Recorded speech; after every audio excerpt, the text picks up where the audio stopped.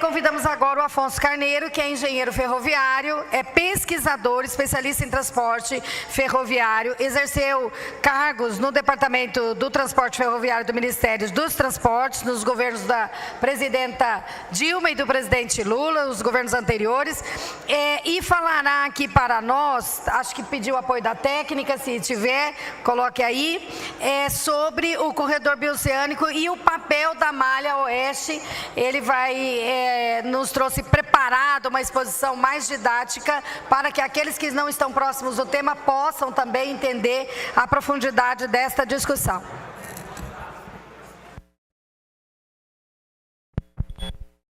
Bom dia a todos. Eu gostaria de cumprimentar o presidente da mesa, o vereador Pape, e a vereadora Luísa Ribeiro, o Zeca do PT, o Vander Borges, demais deputados, o nosso companheiro Zé Dirceu, e a todos aqui presentes, ferroviários e empresários, representantes de empresários, de governo, de representações estrangeiras que estão aqui.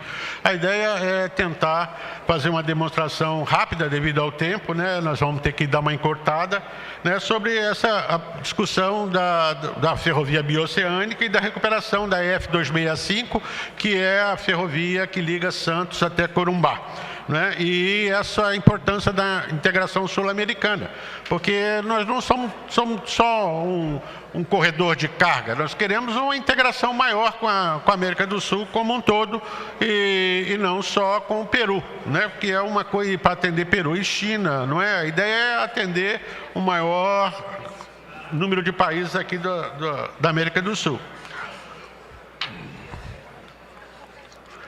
Deixa eu ver. Bom, temos nesse contexto estratégico, a parte mais importante aí, é a redução de 10 dias no tempo de transporte para a Ásia, esse corredor bioceânico, e economizar até 20% ou mais no custos logísticos. Esses estudos que foram apresentados, que nós vamos ver um pouquinho mais para frente, principalmente o do Arco Norte, eles não foram os primeiros estudos. Nós temos um primeiro estudo que foi feito pelo engenheiro Vasco Neto, que chamava Ferrovia Trans-Sul-Americana, e ele saía pelo norte do Peru, atendendo o porto de Baiobar, lá em cima. Então esse foi o primeiro estudo que eu tenho conhecimento, pelo menos, de uma ligação bioceânica que fazia essa ligação dos portos brasileiros com os portos do Peru. É importante lembrar que todos os estudos até hoje, que foram desenvolvidos mais recentemente, foram para os portos do Chile, a ligação entre os portos brasileiros e os portos do Chile. E aí apareceu aqui essa nova oportunidade, que é o porto de Chancay, no Peru, mais ou menos na região central do Peru, ali na região costeira, bem abaixo do porto de Baiobar, que era da primeira concepção. Essa concepção do porto de Baiobar, feita pelo Vasco Neto, foi devido a um ponto de sela que se tem na Cordilheira dos Andes, que é em Abra de Porcula, onde a cordilheira atinge uma altitude de 2.150 metros de altura e seria o ponto mais baixo da Cordilheira dos Andes, onde possibilitaria essa travessia. Para vocês terem uma ideia, ali nós estamos apresentando um mapa. Em vermelho, em lilás, nós temos a F354, que é a chamada ferrovia bioceânica, E essa ligação é do Porto do Açu, no Rio de Janeiro, até o Porto de Chancay, lá em cima. Em laranja, nós temos a mesma ligação, que é feita a partir de Mara Rosa, dos portos da Bahia, no caso do Porto de Ilhéus, até Mara Rosa, e que aí ele integraria a outra parte da F354 para chegar até lá o Porto de Chancay. Importante observar que os projetos brasileiros, esses estudos, esses projetos, nós estamos tendo uma certa dificuldade ultimamente, porque você vê, o projeto anterior da F334, que é a bioceânica, desculpe, a FIOL, que sai do Porto de Ilhéus da Bahia, Não se tem ainda uma noção se vai fazer o Porto de Ilhéus, se não vai, porque é um investimento muito alto, ou se vai se usar os portos de Aratu ou de Salvador, que já são portos existentes. Um outro ponto é que o projeto ia até Figueirópolis, que é aquele outro ponto que está marcado acima da parte laranja e que depois mudou para Mara Rosa para encontrar o projeto da FICO. E essa questão é um problema muito sério com os nossos projetos atualmente, né? Nós temos uma ferrovia norte-sul que deveria chegar até o Porto Grande do Rio Grande, que acabou parando no sudeste, não é? Temos uma ferrovia transnordestina que atenderia o Porto de Pecém e o Porto de Suape, e só saiu o Porto de Pecém e o governo está tendo que investir no porto para chegar ao Porto de Suape, né? A própria FIOL, que é aquele trecho de cor de laranja, o primeiro trecho que a concessão foi para Bamin, né, que está devolvendo essa concessão, e a Vale está dizendo que esse trecho é inviável. Isso é, faz os estudos eternos, bem aprofundados, né, mas chega na hora de execução, vê que tem qualquer coisa errada e que os estudos não exprimem exatamente a realidade. Nós temos que dar uma olhada, porque tem alguma coisa meia difícil de enfrentar, porque você entra no estudo, faz uma licitação e depois não sabe se vai dar certo ou se não vai. Isso é um problema. Bom, então esse aí é o trecho do sul. Ali na chegada do Porto de Baiobá tem dois caminhos. Tem um caminho que sai de Rio Branco e vai até Cusco e faz a travessia para Lima, e de Lima até o Porto de Chancay, que está distante a cerca de 80, 100 quilômetros de Lima, né? E temos outro que sai pelo Cruzeiro do Sul, lá para o Boqueirão da Serra, que é definido isso no Sistema Nacional de Aviação, que desce para o Porto de Chancay. Aqui por baixo, nós temos o quê? A nossa EF 265, que sai de Santos e vai até aquele ponto azul ali, que é Corumbá, né? E dali entra para o Santa Cruz de la Sierra. Uma outra proposta, que é só uma proposta, isso vai depender de muitos estudos, seria a conexão, porque o que está em vermelho ali são trechos a construir, né? Então você tem poderia ter uma construção de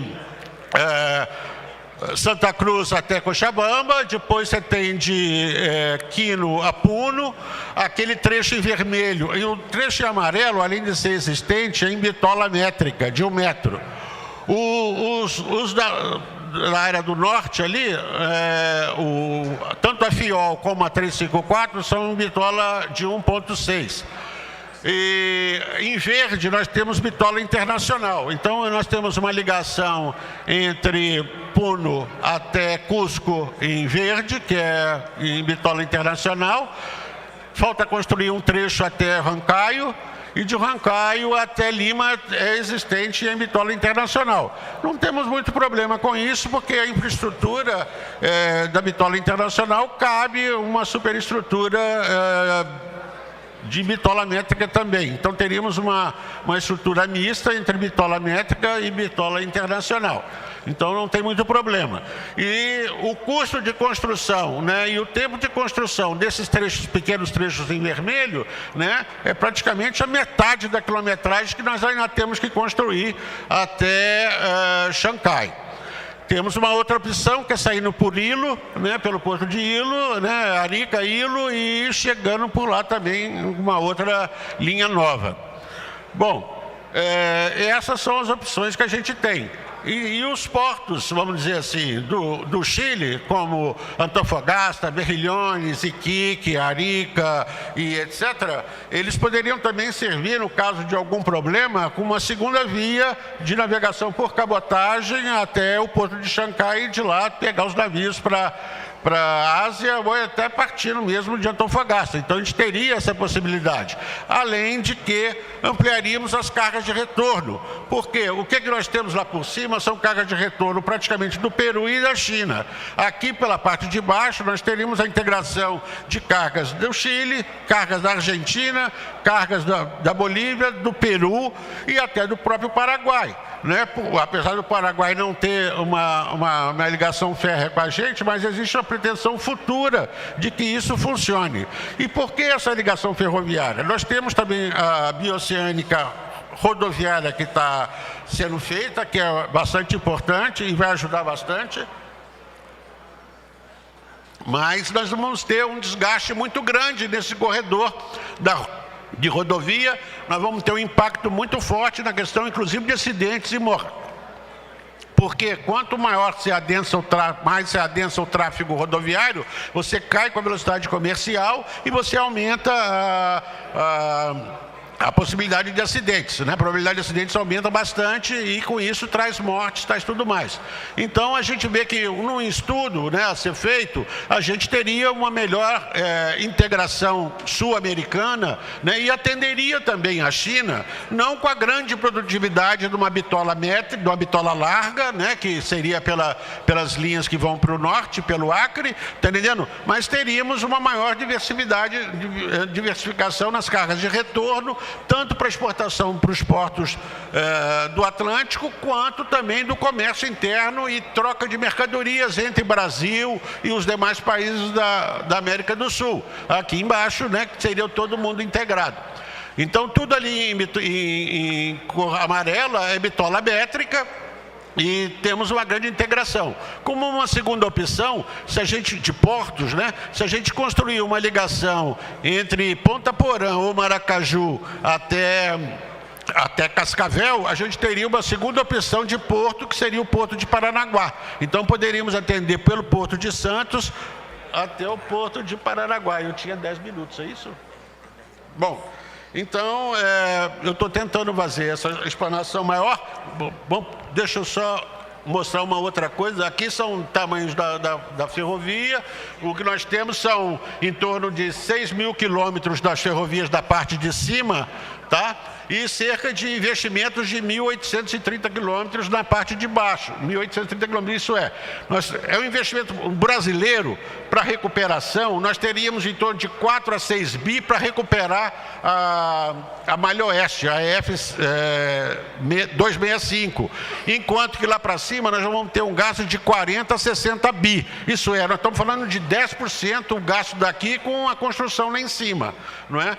E mais, o Brasil, estamos com problema fiscal, com problema de recursos, etc. e tal, não é? Mas não podemos gastar, temos que ver se temos condição de gastar 40, 60 bi para levar ela lá em cima, ou então 4 ou 6 bi para recuperar o que nós temos aqui e integrar com os demais países da América do Sul como um todo, não é?